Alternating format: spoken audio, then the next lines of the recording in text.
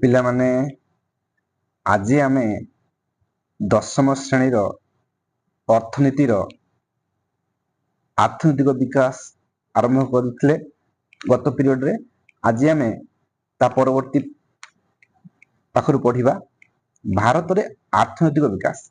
ତେଣୁ ଭାରତରେ ଆର୍ଥନୈତିକ ବିକାଶ କେମିତି ହେଇଛି ତାହାର ଗତାନୁଗତିକ ଧାରା ପଢ଼ିବା ବର୍ତ୍ତମାନ।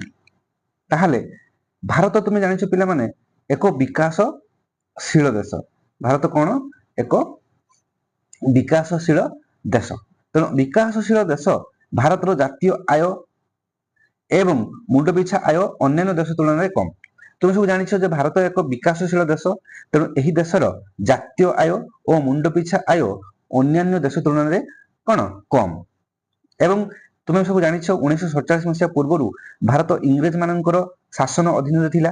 ତେଣୁ ଇଂରେଜ ମାନେ କ'ଣ କରିଥିଲେ ନା ଭାରତର ଧନ ସମ୍ପତ୍ତି ସବୁ ତାଙ୍କ ଦେଶକୁ ବୋହି ନେଇ ଯାଇଥିଲେ। ସେଇ ଥିଓରିକୁ ଆମେ କ'ଣ କହୁଛୁ ନା ଡ୍ରେନ୍ ଅଫ୍ ୱେଲ୍ଥ ଥିଓରି। ସେଇ ଡ୍ରେନ୍ ଅଫ୍ ୱେଲ୍ଥ କ'ଣ ନା ଭାରତର ଯାହା ଉତ୍ପାଦନ ହେଉଥିଲା, ଯାହା ଟଙ୍କା ଆୟ ହେଉଥିଲା, ସେମାନେ କ'ଣ କରୁଥିଲେ ନା ତାଙ୍କ ଦେଶ ଲଣ୍ଡନକୁ ବୋହି ନେଇ ଯାଉଥିଲେ। ତେଣୁ drain of wealth during British Raj ସମୟରେ କ'ଣ ହେଇଥିଲା ନା ଭାରତର ସମ୍ପତ୍ତି ଯେହେତୁ ଲଣ୍ଡନକୁ ପଳେଇ ଯାଉଥିଲା, ତେଣୁ ଭାରତର ଅର୍ଥନୀତି ବା ଆର୍ଥିକ ବିକାଶ ନିମିତ୍ତ ଇଂରେଜ ମାନଙ୍କ ଦ୍ୱାରା କୌଣସି ପଦକ୍ଷେପ ନିଆଯାଇ ନଥିଲା। କାରଣ ଇଂରେଜ ମାନେ କ'ଣ ବ୍ୟସ୍ତ ଥିଲେ ତାଙ୍କ ଦେଶର ଅର୍ଥନୀତି ବଢ଼ାଇବା ପାଇଁ। ଆମ ଦେଶର ଧନ ସମ୍ପତ୍ତି ଲୁଟି ନେଇ ତାଙ୍କ ଦେଶର ଅର୍ଥନୀତି ବଢ଼ାଇବା ପାଇଁ ସେମାନେ ଲିପ୍ତ ଥିଲେ। ତେଣୁ ଭାରତର ଅର୍ଥନୀତି ବିକାଶ ପାଇଁ ସେମାନେ କିଛି ପଦକ୍ଷେପ ନେଇ ନଥିଲେ, ଯାହାକୁ କି ଡ୍ରେନ୍ ଅଫ୍ ୱେଲ୍ଥ କୁହାଯାଏ। ଆଫ୍ଟର ଇଣ୍ଡିପେଣ୍ଡେନ୍ସ ମାନେ ସ୍ୱାଧୀନତା ପରେ ଭାରତରେ ପଞ୍ଚବାର୍ଷିକୀ ଯୋଜନା କାର୍ଯ୍ୟକାରୀ ହେଲା। ଏହି ପଞ୍ଚବାର୍ଷିକୀ ଯୋଜନା ଦ୍ୱାରା ଭାରତର କୃଷି କ୍ଷେତ୍ର, ଶିଳ୍ପ କ୍ଷେତ୍ରରେ ଉନ୍ନତି ଅଣାଗଲା। ତା ଛଡ଼ା ଜମିଦାରୀ ଉଚ୍ଛେଦ ତୁମର 1951 ମସିହାରେ କ'ଣ କରାଗଲା ନା ଜମିଦାରୀ ଉଚ୍ଛେଦ କରାଗଲା। ମନେ ରଖିବ ପିଲାମାନେ, 1951 ମସିହାରେ କ'ଣ କରାଗଲା? ଜମିଦାରୀ ଉଚ୍ଛେଦ କରାଗଲା। ତାପରେ ଭୂମିହୀନ ଚାଷୀମାନଙ୍କୁ ଚାଷ ଜମି ପ୍ରଦାନ କରାଗଲା। ତାପରେ ତୁମର ଜତ ବା ଯେଟାକି ମଜୁରୀ କୁହାଯାଉଛି, ଆମର ମଜୁରୀ ବୃଦ୍ଧି କରାଗଲା। କ୍ଷୁଦ୍ର, ମଧ୍ୟମ ଓ ବୃହତ ଜଳସେଚନ ପ୍ରକଳ୍ପ ବ୍ୟବସ୍ଥା କରି ଚାଷର ଉନ୍ନତି କରାଗଲା।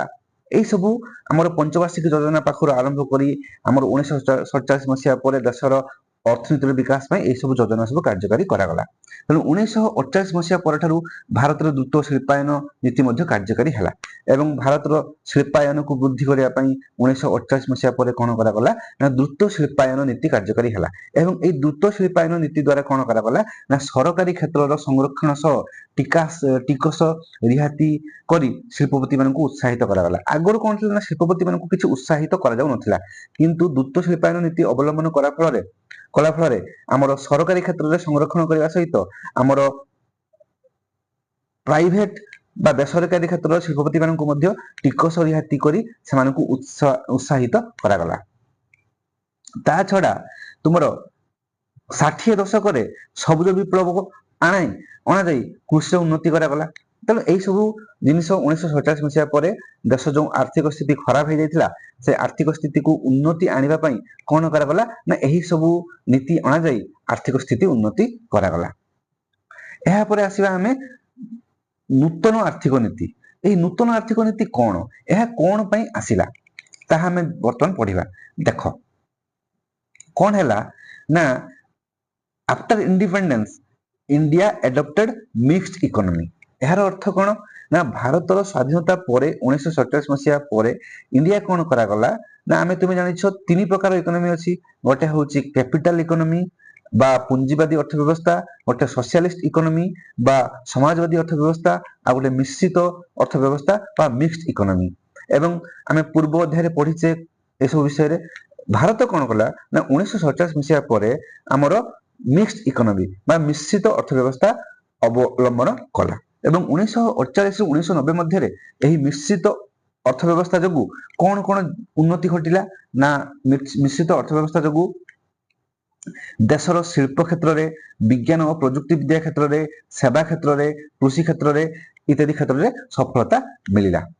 ତେଣୁ ଆମକୁ ଏହି ମିକ୍ସଡ ଇକୋନୋମି ଯୋଗୁଁ ଦେଶର ଶିଳ୍ପ, ବିଜ୍ଞାନ, ପ୍ରଯୁକ୍ତି ବିଦ୍ୟା, ସେବା କ୍ଷେତ୍ର, କୃଷି କ୍ଷେତ୍ରରେ ସଫଳତା ମିଳିଲା। କିନ୍ତୁ ସଫଳତା ମିଳିବା ସଙ୍ଗେ ସଙ୍ଗେ କିଛି ବିଫଳତା ଦେଖାଦେଲା।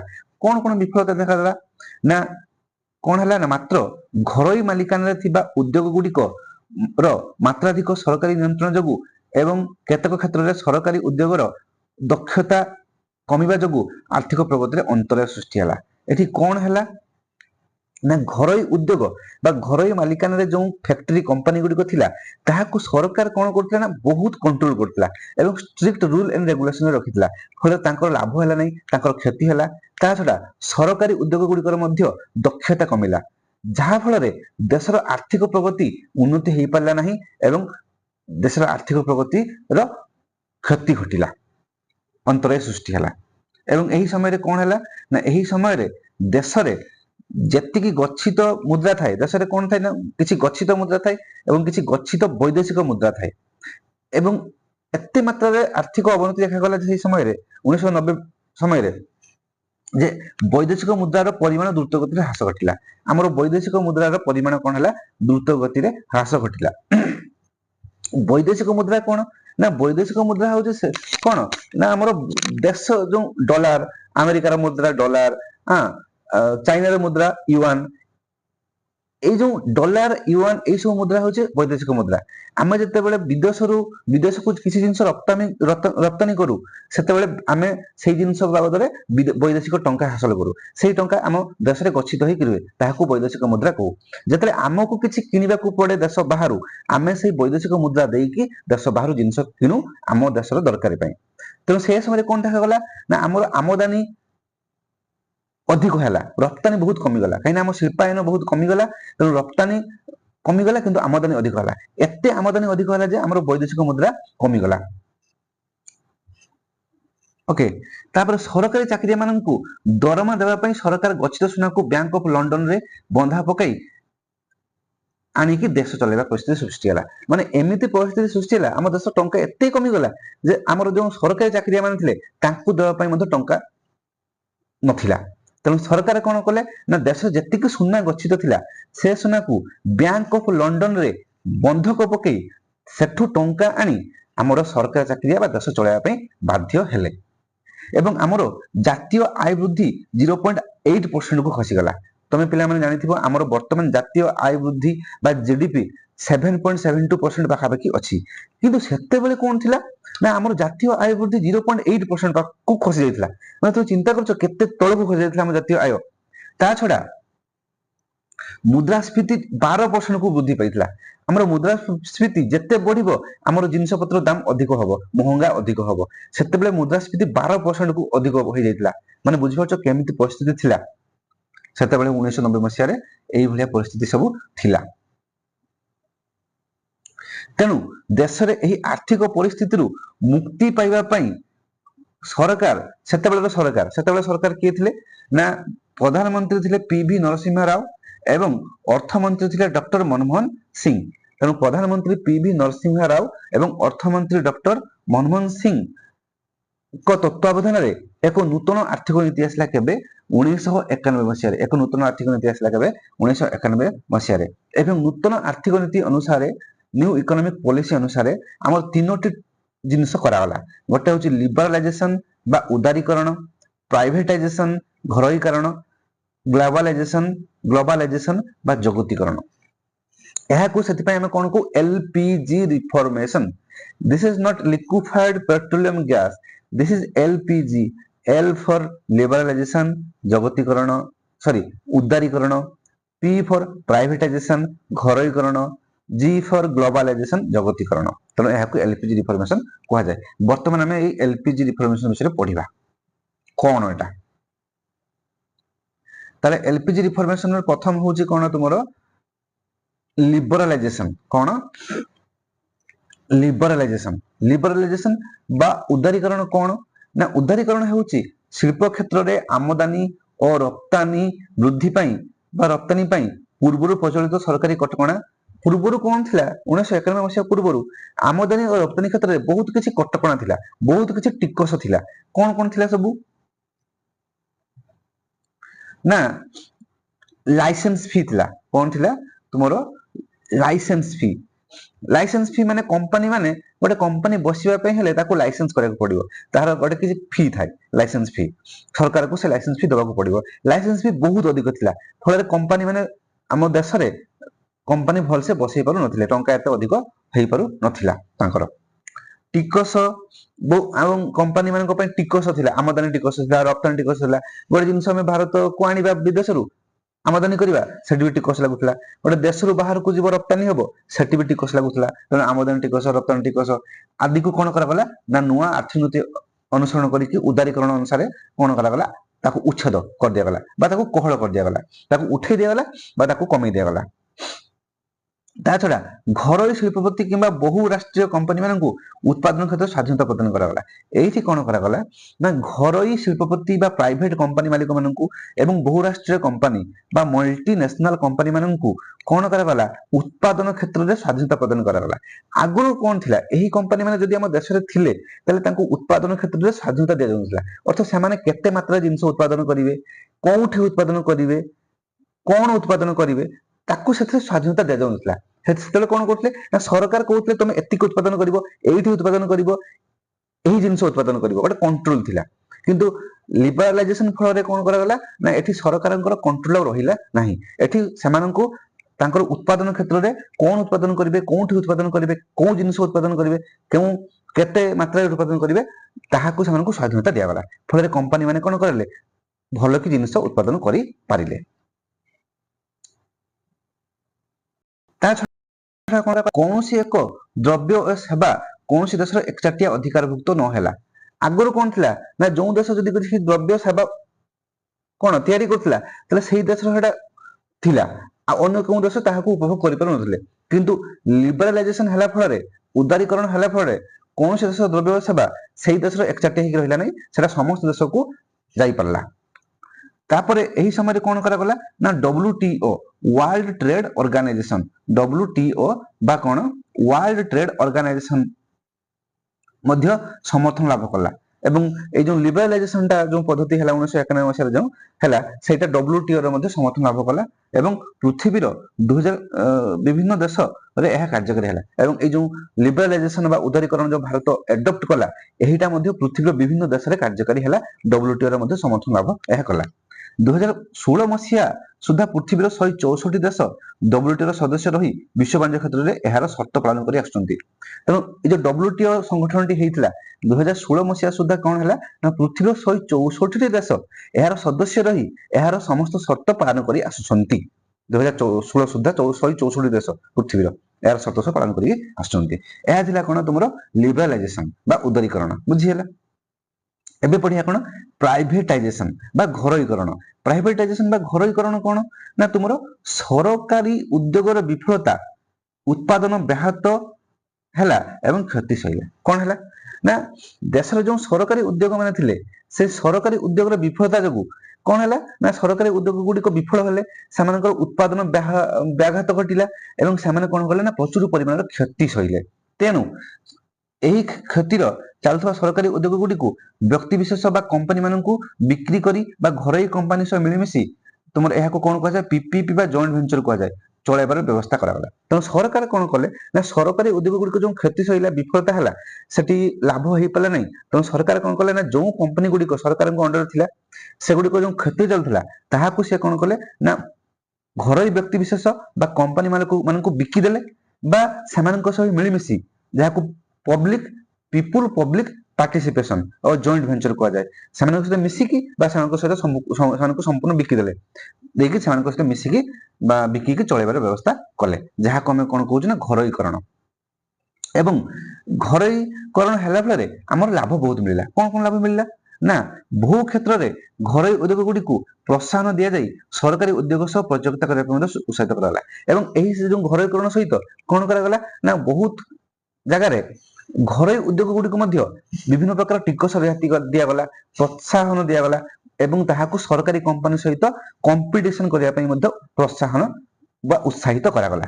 ଯାହା ଫଳରେ ଘରୋଇ କମ୍ପାନୀ ଗୁଡିକ ମଧ୍ୟ ତାଙ୍କର ଉତ୍ପାଦନ ବଢେଇ ପାରିଲେ, ତାଙ୍କର ଲାଭ ହେଲା ଏବଂ ସରକାରୀ କମ୍ପାନୀ ଗୁଡିକ କ୍ଷତିରେ ଚାଲିଥିଲା ତାକୁ ଘରୋଇ କମ୍ପାନୀକୁ ବିକି ଦେଲା ଫଳରେ ବା ଘରୋଇ କମ୍ପାନୀ ସହିତ ମିଳିମିଶି ଚଳିଲା ଫଳରେ ସେମାନଙ୍କ ମଧ୍ୟ ଲାଭ ହେଲା, ଯାହା ଫଳରେ ଦେଶର ଆର୍ଥିକ ନୀତି ବା ଆର୍ଥିକ ଅବସ୍ଥା ସୁଧୁରିବାକୁ ଲାଗିଲା।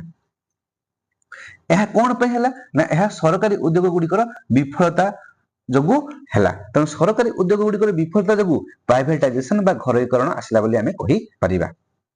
କିନ୍ତୁ ଘରୋଇକରଣ ହେଲା ପରେ ମଧ୍ୟ ଏବେ ସୁଦ୍ଧା 18ଟି କ୍ଷେତ୍ରରେ ସରକାରୀ ଉଦ୍ୟୋଗ ଗୁଡ଼ିକର ଏକଚାଟିଆ ଅଧିକାର ରହିଛି। ଆମର ଘରୋଇକରଣ ହେଲା ପରେ ମଧ୍ୟ ଏବେ ପର୍ଯ୍ୟନ୍ତ 18ଟି କ୍ଷେତ୍ର ଆମର ସରକାରୀ ଅଣ୍ଡରରେ ରହିଛି। ସେଥିମଧ୍ୟରୁ ଆମର ଡିଫେନ୍ସ କମ୍ପାନୀ ବା ଡିଫେନ୍ସ ଜିନିଷ ଯେଉଁ ତିଆରି ହେଉଛି ସେଟା ସରକାରୀ ଅଣ୍ଡରରେ ରହିଛି। ଏମିତି ବିଭିନ୍ନ ପ୍ରକାର ଯୋଉଟା କି ଏସେନ୍ସିଆଲ ଜିନିଷ ସେଗୁଡ଼ିକୁ ସେଇ କ୍ଷେତ୍ର ଗୁଡ଼ିକୁ ସେଇ କେତେ 18ଟି କ୍ଷେତ୍ରକୁ ଆମର ସରକାରୀ ଅଣ୍ଡରରେ ରଖାଯାଇଛି। ଆଉ ଅନ୍ୟ ସବୁ କ୍ଷେତ୍ରକୁ କ'ଣ କରାଯାଇଛି ନା ପ୍ରାଇଭେଟାଇଜେସନ ବା ଘରୋଇକରଣ କରାଯାଇଛି। ବୁଝିହେଲା? ଏହାପରେ ଆସିବା ଜଗତୀକରଣ ବା ଗ୍ଲୋବାଲାଇଜେସନ। ଏଟା ମୋଷ୍ଟ ଇମ୍ପୋର୍ଟାଣ୍ଟ। ଜଗତୀକରଣ ବା ଗ୍ଲୋବାଲାଇଜେସନ କ'ଣ? ତୁମେ ବୁଝିପାରୁଥିବ ନାମରୁ ଜଗତୀକରଣ ବା ଗ୍ଲୋବାଲାଇଜେସନ କ'ଣ ନା ସମଗ୍ର ବିଶ୍ୱର ବଜାର ଗୋଟିଏ ବଜାର ପରି ପ୍ରତୀତ ହବା। କ'ଣ ନା ସମଗ୍ର ବିଶ୍ୱର ବଜାର ଗୋଟିଏ ବଜାର ପରି ପ୍ରତୀତ ହବା। ମାନେ ଆମେ ଆଉ ବଜାରଟା ଦୂରରେ ଅଛି ଭାବିବା ନାହିଁ, ବଜାରଟା ଆମ ପାଖରେ ଅଛି ଭାବିବା। କେମିତି ଏଟା ସମ୍ଭବ? ଦେଶ ଗୁଡ଼ିକ ସମଗ୍ର ବିଶ୍ୱ ସହିତ ଉତ୍ପାଦନ, ବାଣିଜ୍ୟ ଓ ପୁଞ୍ଜି ବିନିଯୋଗ କ୍ଷେତ୍ରରେ ସାମିଲ ହେବା। ଦେଶ ଗୁଡ଼ିକ କ'ଣ ହବ ନା ସମଗ୍ର ବିଶ୍ୱ ସହିତ ଉତ୍ପାଦନରେ, ବାଣିଜ୍ୟ କାରବାରରେ ଓ ପୁଞ୍ଜି ବିନିଯୋଗରେ ମାନେ ଟଙ୍କା ଇନଭେଷ୍ଟରେ ସାମିଲ ହେବା ହଉଛନ୍ତି। ବିଦେଶୀ ଶିଳ୍ପପତି ତଥା ଏମଏନସି କମ୍ପାନୀ, ବିଦେଶୀ ବା ଫରେନ ଆମର ଶିଳ୍ପପତି ମାନେ, ମଲ୍ଟିନେସନାଲ କମ୍ପାନୀ ବା ବହୁରାଷ୍ଟ୍ରୀୟ କମ୍ପାନୀ ମାନେ ଆମ ଦେଶରେ ଏବଂ ଆମ ଦେଶର ଶିଳ୍ପପତି ମାନେ ମଧ୍ୟ ବିଶ୍ୱର ଅନ୍ୟ ଦେଶ ମାନଙ୍କରେ କଳକାରଖାନା ନିର୍ମାଣ କରିପାରୁଛନ୍ତି, ଯେଉଁଟାକି ଆଗରୁ ସମ୍ଭବ ନଥିଲା। ଜଗତୀକରଣ ହେଲା ପରେ ବାହାର ଦେଶର କମ୍ପାନୀ, ବହୁରାଷ୍ଟ୍ରୀୟ କମ୍ପାନୀ ମାନେ, ଶିଳ୍ପପତି ମାନେ ଆମ ଦେଶରେ ଟଙ୍କା ଇନଭେଷ୍ଟ କରିପାରୁଛନ୍ତି, ଆମ ଦେଶରେ କମ୍ପାନୀ ସ୍ଥାପନ କରିପାରୁଛନ୍ତି। ଆମ ଦେଶର କମ୍ପାନୀ ମାଲିକ ଶିଳ୍ପପତି ମାନେ ମଧ୍ୟ ଅନ୍ୟ ଦେଶରେ ଟଙ୍କା ଇନଭେଷ୍ଟ କରିପାରୁଛନ୍ତି, କଳକାରଖାନା ବସି ପାରୁଛନ୍ତି। ଫଳରେ ଗୋଟେ ବିଶ୍ୱଟା କ'ଣ ହଉଛି ସମସ୍ତଙ୍କ ପାଇଁ ବଜାର ହେଇଯାଉଛି, ସମସ୍ତେ ଏଠି ସବୁ କାମ କରିପାରିବେ। ବୁଝିହେଇଛି ନା ନାହିଁ? ତେଣୁ ପୁଞ୍ଜି ବିନିଯୋଗ ଇତ୍ୟାଦି ବିଭିନ୍ନ ପ୍ରକାର ଦେଶରେ ଉତ୍ପାଦିତ ଦ୍ରବ୍ୟ ଓ ସେବା ଆମ ଦେଶରେ ଇତ୍ୟାଦି ହେଇପାରୁଛି ଏବଂ ବିଭିନ୍ନ ପ୍ରକାର ଦ୍ରବ୍ୟ ଓ ସେବା ଯେଉଁ ବିଭିନ୍ନ ଦେଶରେ ଉତ୍ପାଦିତ ହେଉଥିଲା ତାହା ଆମ ଦେଶକୁ ଆସିପାରୁଛି ଏବଂ ଆମ ଦେଶରେ ଯେଉଁ ଦ୍ରବ୍ୟ ଓ ସେବା ଉତ୍ପାଦନ ହେଉଥିଲା ତାହା ବିଭିନ୍ନ ଦେଶକୁ ମଧ୍ୟ ଯାଇପାରୁଛି। ତେଣୁ କ'ଣ ହଉଛି ଆମ ଦେଶର ଜିନିଷ ଯେଉଁ ତିଆରି ହେଲା ତାହା ଆମ ଦେଶରେ ନ ରହି ଅନ୍ୟ ଦେଶରେ ବିକ୍ରି ହେଉଛି। ଫଳରେ ଆମକୁ ମଧ୍ୟ ଟଙ୍କା ଆସୁଛି ସେଇଥିରୁ ଏବଂ ଅନ୍ୟ ଦେଶର ସାମଗ୍ରୀ ମଧ୍ୟ ଆମ ଦେଶକୁ ଆସୁଛି। ଆମେ ମଧ୍ୟ ସେ ସାମଗ୍ରୀ ଗୁଡ଼ିକ କ'ଣ ଶସ୍ତା, ସୁନ୍ଦର, ମଜବୁତ, ସହଜରେ ପାଇପାରୁଛୁ। ଫଳରେ ବିଶ୍ୱ ଗୋଟେ ଆମର ସମଗ୍ର ବିଶ୍ୱ ହଉଛି ଗୋଟେ ବଜାର ହେଇଯାଇଛି ସମସ୍ତଙ୍କ ପାଇଁ।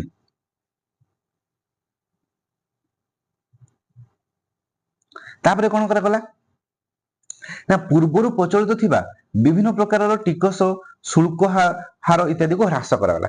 ପୂର୍ବରୁ ଯେଉଁ ଟିକସ ଥିଲା, ଯେଉଁ ଆମଦାନୀ ଟିକସ ଥିଲା, ରପ୍ତାନୀ ଟିକସ ଥିଲା, ଶୁଳ୍କ ଥିଲା, ତାହାକୁ କ'ଣ କରାଗଲା ହ୍ରାସ କରିଦିଆଗଲା। ଫଳରେ ବିଦେଶୀ କମ୍ପାନୀ ମାନେ ମଧ୍ୟ ଆମ ଦେଶରେ କମ୍ପାନୀ ବସେଇ ପାରୁଛନ୍ତି ବିନା ଶୁଳ୍କରେ ବା ଟିକସ କମରେ। ଆମ ଦେଶର କମ୍ପାନୀ ମାନେ ମଧ୍ୟ ବା ମାଲିକ ମାନେ ମଧ୍ୟ ଅନ୍ୟ ଦେଶରେ ଆମର କମ୍ପାନୀ ବସେଇ ପାରୁଛନ୍ତି। ତାପରେ ଭାରତର ସରକାର ଏ କ୍ଷେତ୍ରରେ ବହୁତ ଗୁଡ଼ିଏ କଟକଣା କୋହଳ କରିଦେଲେ। ତେଣୁ ଭାରତ ସରକାର କ'ଣ କଲେ ନା ଆମଦାନୀ ରପ୍ତାନୀ କ୍ଷେତ୍ରରେ ଯେଉଁ କଟକଣା ଗୁଡ଼ିକୁ କୋହଳ କରିଦେଲେ, ଟିକସ ଗୁଡ଼ିକ କୋହଳ କରିଦେଲେ, ଲାଇସେନ୍ସ ଗୁଡ଼ିକ କୋହଳ କରିଦେଲେ। ଫଳରେ ବିଦେଶୀ କମ୍ପାନୀ ମାନେ, ବିଦେଶୀ ବହୁରାଷ୍ଟ୍ରୀୟ କମ୍ପାନୀ ମାନେ, ଶିଳ୍ପପତି ମାନେ ଆମ ଦେଶରେ ପୁଞ୍ଜି ବିନିଯୋଗ କରିପାରିଲେ, ଆମ ଦେଶରେ ଦ୍ରବ୍ୟ ଏବଂ ସେବା ବିକ୍ରି କରିପାରିଲେ। ଆମ ଦେଶର କମ୍ପାନୀ ମାନେ, ଶିଳ୍ପପତି ମାନେ, ବହୁରାଷ୍ଟ୍ରୀୟ କମ୍ପାନୀ ମାନେ ଆମ ଦେଶର ସେମାନେ ମଧ୍ୟ ଅନ୍ୟ ରାଷ୍ଟ୍ରରେ କମ୍ପାନୀ ବସେଇ ପାରିଲେ, ଆମର ସେବା ଦ୍ରବ୍ୟ ଗୁଡ଼ିକୁ ବିକ୍ରି କରିପାରିଲେ। ଫଳରେ ସମସ୍ତଙ୍କର ଉନ୍ନତି ହେଲା, ଦେଶର ଆର୍ଥିକ ଉନ୍ନତି ଘଟିଲା। ସବୁ ଫଳରେ କ'ଣ ହେଲା ନା ସମଗ୍ର ବିଶ୍ୱର ବଜାର ଗୋଟିଏ ବଜାର ପରି ପ୍ରତୀତ ହେଲା। ତେଣୁ ଏହି ସବୁ କଲା ଫଳରେ ଜଗତୀକରଣ ଯୋଗୁଁ ବା ଗ୍ଲୋବାଲାଇଜେସନ ଯୋଗୁଁ ସମଗ୍ର ବିଶ୍ୱର ବଜାର ଗୋଟିଏ ବଜାର ପରି ପ୍ରତୀତ ହେଲା।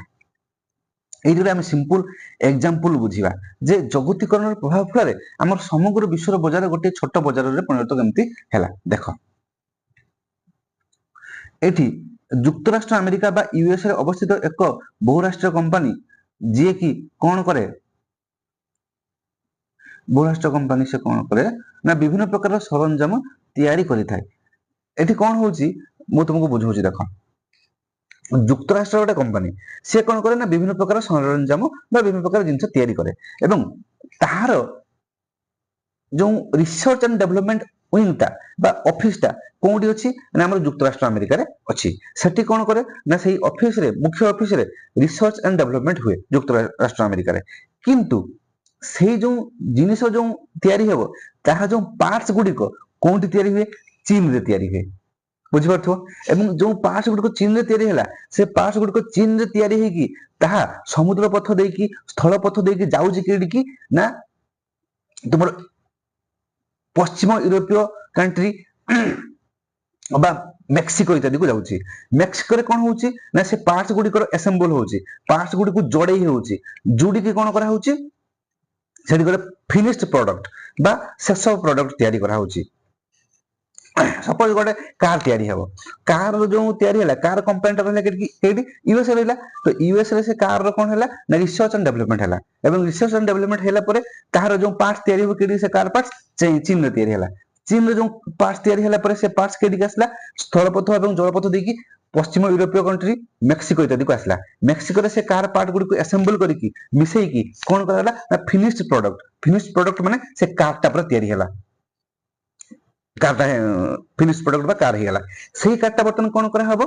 ना बिक्री हबो केठी सेउठु अन्य देश मानकु जाई के बिक्री हबो एवं से जो कार रो जो कस्टमर केयर जो कार रो जो किछि माने डिफॉल्ट भारला तार जो कस्टमर केयर सेवा ताहा केडी दिया जाउची ना हमर भारतीय रो कम भारत रे से जो सेवा केयर गुडी को बा संस्था गुडी को रहिछि ताको कोन कहू कस्टमर केयर कहू तले देखो गोटे कार तयारी होची किंतु कार रो जो प्रोडक्शन टा कोन गोटे जगह रे होची की ना देशर समस्त पृथ्वीर समस्त देश रे से विभिन्न प्रकार देश रे से कार प्रोडक्शन होउची मिसिकी करछंती तले एटा कोन हला ना गोटे विश्व गोटे बाजार भले प्रतीत हला त एठी एमिति काहे की करा जाउची काहे गोटे जगह रे हो नै से अमेरिका रे काहे नै कि अन्य सब जगह रे मिसिकी होउची एहार कारण होउची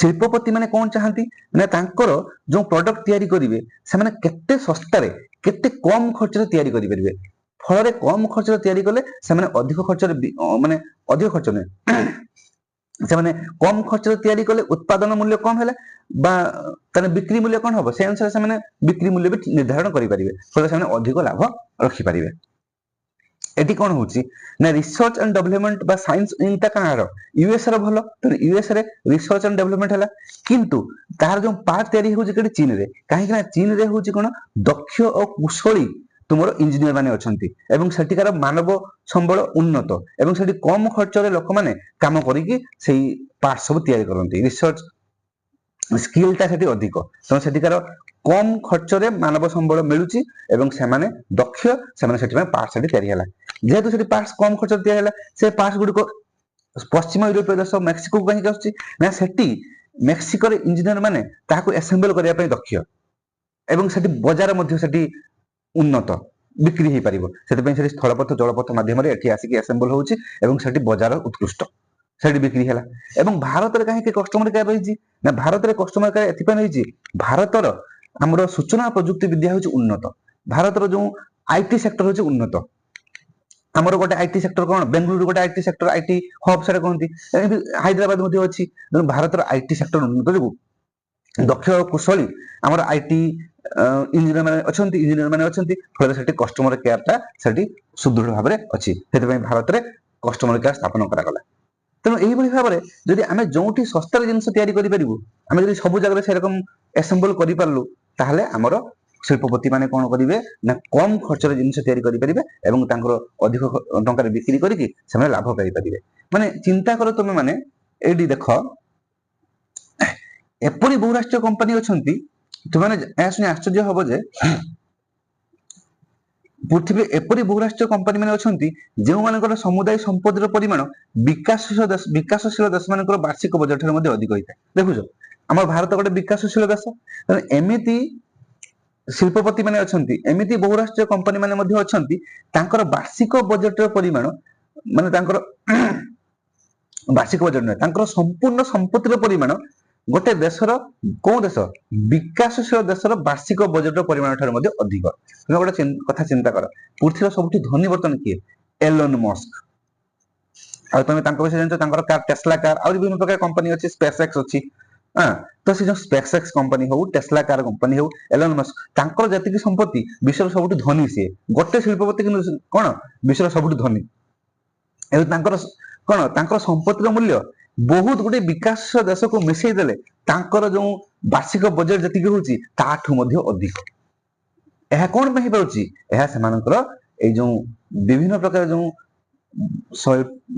वाणिज्यिक क्षेत्र जो उन्नति जो जगतीकरण ग्लोबलाइजेशन जो हे पारुची बुझी छि पिला माने तले आज हमें कोन पढिले ना एलपीजी रिफॉर्मेशन লিবରାଲାଇଜେସନ ବା ଉଦାରୀକରଣ, ପ୍ରାଇଭେଟାଇଜେସନ ବା ଘରୋଇକରଣ, ଗ୍ଲୋବାଲାଇଜେସନ ବା ଜଗତୀକରଣ। ଏହି ଏଲପିଜି ମାନେ ରିଫର୍ମେସନ ବା ନୂତନ ଆର୍ଥିକ ନୀତି ନ୍ୟୁ ଇକୋନୋମିକ ପଲିସି 1991 ଯୋଗୁ ଭାରତ ଗୋଟେ ଆର୍ଥିକ ଯୋଉ ଏମର୍ଜେନ୍ସି ରୁ ବଞ୍ଚି ଯାଇଛି। ନହେଲେ 1991 ମସିହାରେ ଏମିତି ଗୋଟେ ସିଚୁଏସନ ଆସିଥିଲା ଆମ ଭାରତରେ ଆର୍ଥିକ ଜରୁରୀକାଳୀନ ପରିସ୍ଥିତି ଲାଗି ଯାଇଥାନ୍ତା। କିନ୍ତୁ ସେତେବେଳେ ଯୋଉ ପିଭି ନରସିଂହ ରାଓ ଏବଂ ଡକ୍ଟର ମନମୋହନ ସିଂ ଯୋଉ ଅର୍ଥମନ୍ତ୍ରୀ ଥିଲେ ତାଙ୍କର ସେ ଯୋଉ ସୁଚିନ୍ତିତ ବୁଦ୍ଧି ବଳରେ 1991 ମସିହାରେ ଯୋଉ ନୂତନ ଆର୍ଥିକ ନୀତି ଆସିଲା ଏଲପିଜି ରିଫର୍ମେସନ, ତାହାକୁ ଦେଶର ଆର୍ଥିକ ଜରୁରୀକାଳୀନ ସ୍ଥିତି ଏ ପର୍ଯ୍ୟନ୍ତ ମଧ୍ୟ ଲାଗିନାହିଁ। ମନେ ରଖିବେ ପିଲାମାନେ, ଆମର ଆର୍ଥିକ ଜରୁରୀକାଳୀନ ସ୍ଥିତି ବା ଇକୋନୋମିକ ଏମର୍ଜେନ୍ସି, ଫାଇନାନ୍ସିଆଲ ଏମର୍ଜେନ୍ସି ଏ ପର୍ଯ୍ୟନ୍ତ ବି ଲାଗି ନାହିଁ। କିନ୍ତୁ ଅନ୍ୟ ଏମର୍ଜେନ୍ସି ଆମର ଲାଗିଛି, କିନ୍ତୁ ଏ ଏମର୍ଜେନ୍ସି ଇକୋନୋମିକ ଏମର୍ଜେନ୍ସି ଲାଗି ନାହିଁ। କାହିଁକି ନା ଏଇ ନ୍ୟୁ ଇକୋନୋମିକ ପଲିସି 1991 ପାଇଁ। ପିଲାମାନେ ମୁଁ ଆଶା କରିବି ତମମାନେ ଭଲ କି ଏହି ନ୍ୟୁ ଇକୋନୋମିକ ପଲିସି ବୁଝି ଯାଇଛ, ଏଲପିଜି ରିଫର୍ମେସନ ବୁଝି ଯାଇଛ। ଏ ଭିଡିଓକୁ ବାରମ୍ବାର ଦେଖିବ, ବୁଝିପାରିବ। ଭିଡିଓଟି ଭଲ ଲାଗିଲେ ଲାଇକ୍ ଆଣ୍ଡ ସେୟାର କରିବ, ସବସ୍କ୍ରାଇବ କରିବ ଏବଂ ଏହି ପ୍ରଥମ ପାଠର ଆଉ ଯୋଉ ଟିକେ ରହିଲା ତାକୁ ମୁଁ ନେକ୍ସଟ ଭିଡିଓରେ ନେଇକି ଆସିବି। ଏଟା ଭଲ କି ପଢ, ଯଦି ବୁଝି ନ ପାରୁଛ କମେଣ୍ଟ ବକ୍ସରେ ମତେ ଲେଖ, ମୁଁ ନେକ୍ସଟ ଭିଡିଓରେ ଆଉ ଟିକେ ଭଲ କି ବୁଝେଇବି। ଧନ୍ୟବାଦ।